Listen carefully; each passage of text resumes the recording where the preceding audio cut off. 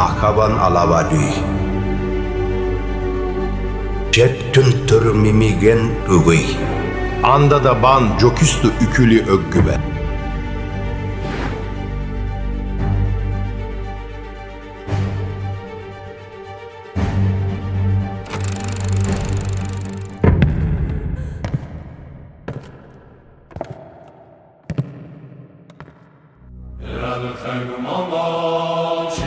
이 댕게리인 힐링 불가.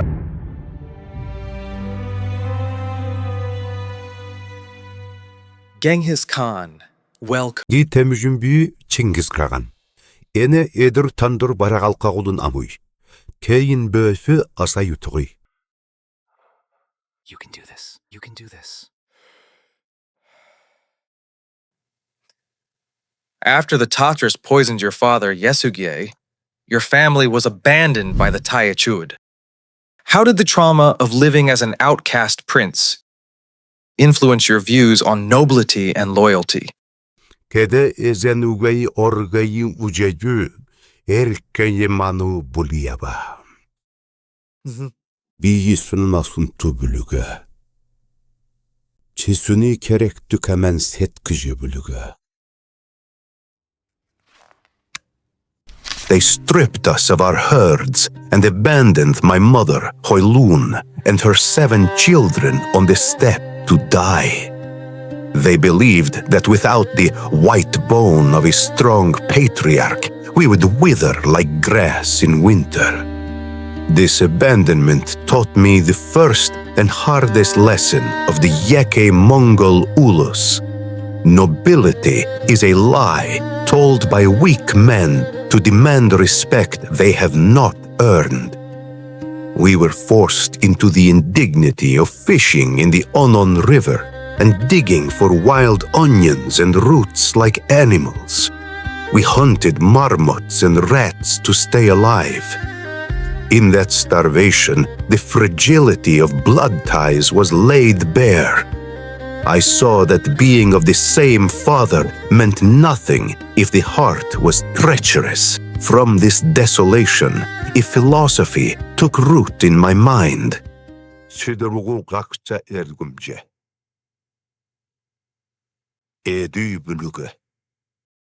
Was killing your half-brother Begter during a dispute over food a mere act of desperation or a strategic move to establish dominance in the family?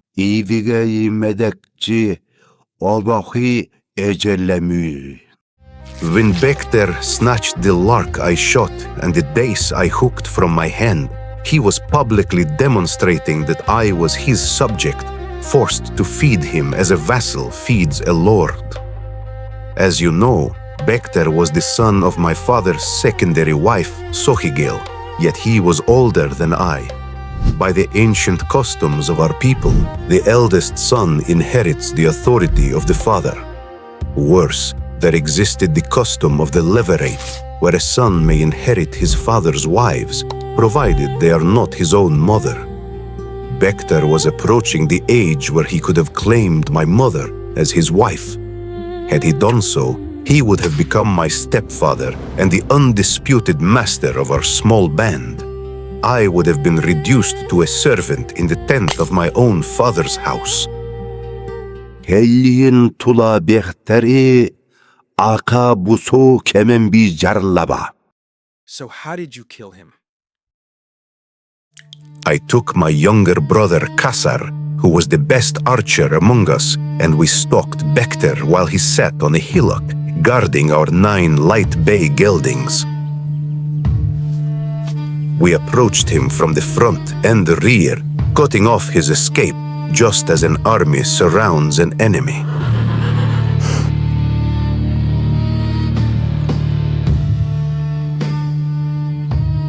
Begter knew the game was for power. He simply sat cross-legged and asked only that we spare his full brother, Belgutai.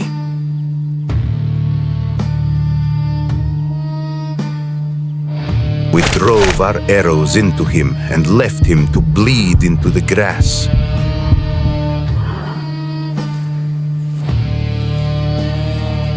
My mother raged, calling us destroyers of life.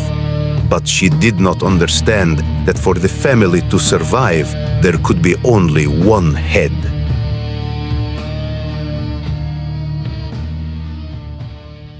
How has the humiliation of your enslavement reshaped the lens through which you view the world? Meni meti irgeni, meni bu javatukay kemen setkücübülüge. Targutai Kiriltuk of the Taihyud captured me and locked me in a wooden yoke. I was dragged from tent to tent, forced to rely on the pity of others, even to eat or sleep. This humiliation revealed the rot at the heart of the steppe.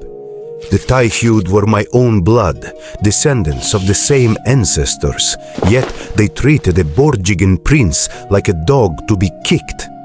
I realized then that as long as Mongols could enslave other Mongols, we would remain nothing but a basket of scorpions, stinging one another, while our true enemies, the Jin and the Tatars, laughed at our disunity. You'd be surprised if I tell you that I was saved by a common man named Sorkan Shira and his children, who hid me in a pile of wool and burned my wooden collar in their fire. Therefore, when I raised the nine-tailed white banner in 1206 and codified the Yasa, I commanded that no subject of the empire could take a Mongol as a servant or slave.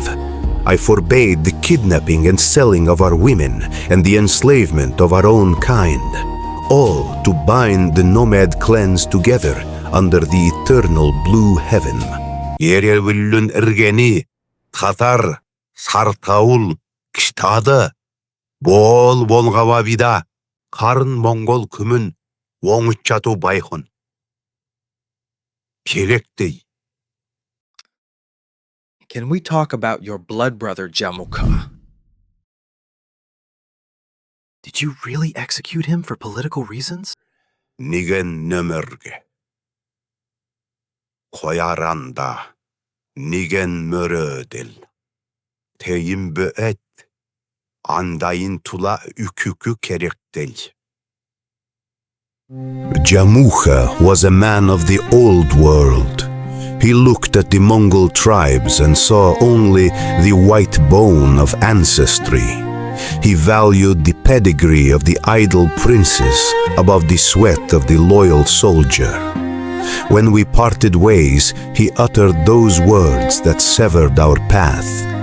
"Let us camp near the mountain," he said, seeking the shelter of the horse breeders, the aristocracy.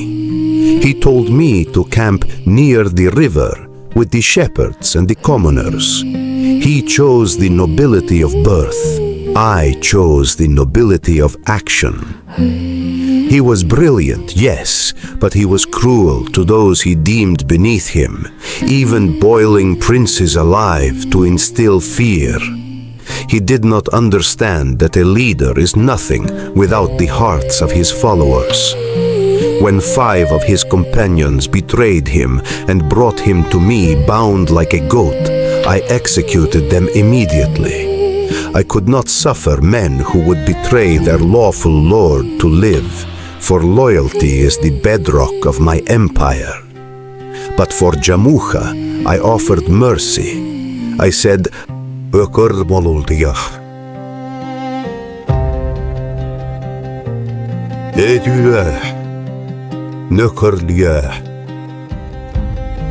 I wished to spare him, perhaps to make him a general. He said with a smile, he knew that as long as he lived, he would be a louse in my collar. He knew that the dissatisfied Moguls always looked to him as a beacon of rebellion. So he requested the death of a prince. He asked that I kill him without shedding his blood, so that his spirit would not be trapped. I granted him this dignity. I had him stifled beneath carpets, granting him the honor of the white bone death.